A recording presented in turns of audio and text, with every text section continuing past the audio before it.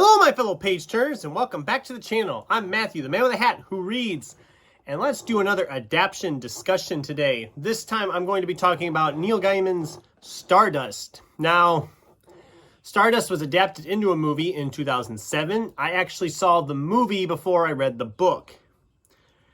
And before we go any farther, let's just kind of break down the plot of Stardust. So, the Stardust is about Tristan Thorn. It's kind of a fairy tale-esque type story where Tristan is in love with the beautiful but cold Victoria. And at one time, he finally promises that for her hand in marriage, he will go and get a fallen star that they saw fall when they were out at night. And she says, yeah, go ahead. I will marry you if you bring me back the star. And thus the adventure begins as Tristan crosses into a magical world by crossing the wall, which is kind of the name of the town, is Wall. And when he finally reaches the crater where the star fell, he doesn't find a chunk of metallic rock. He finds a woman named Yvain. And as he attempts to take Yvain back to his beloved Victoria, he ends up coming across witches who seek the star's heart so they can be young again.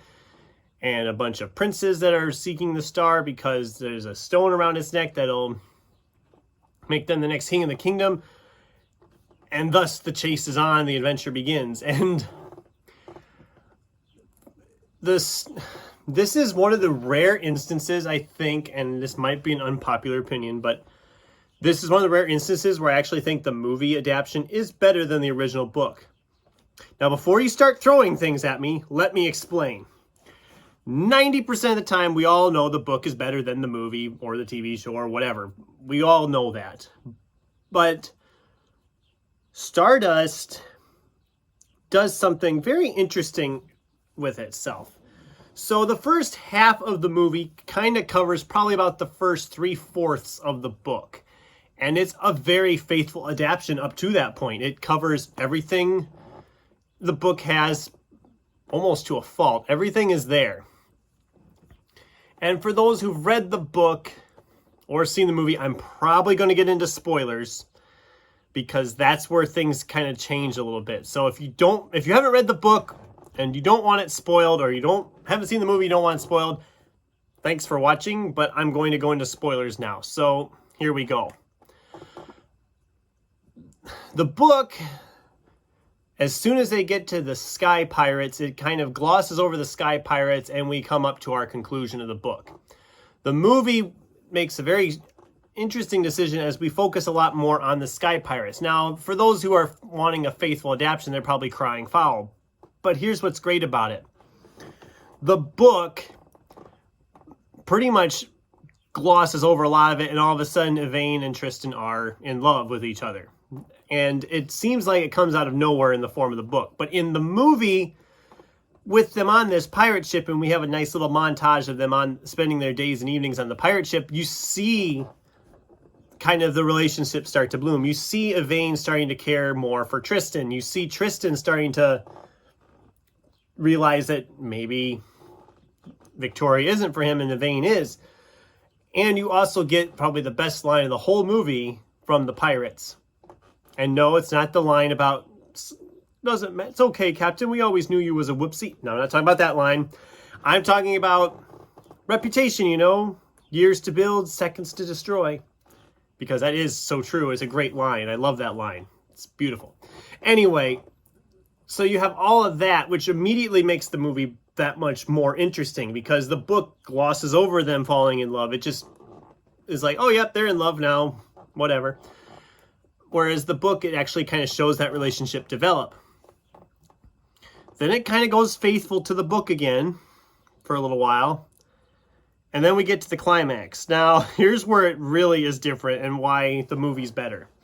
The climax of the book is the witch finds Yvain and realizes she can't take the heart from the star because it doesn't belong to the star anymore. She's given her heart to Tristan, which is a nice, sweet message and all that.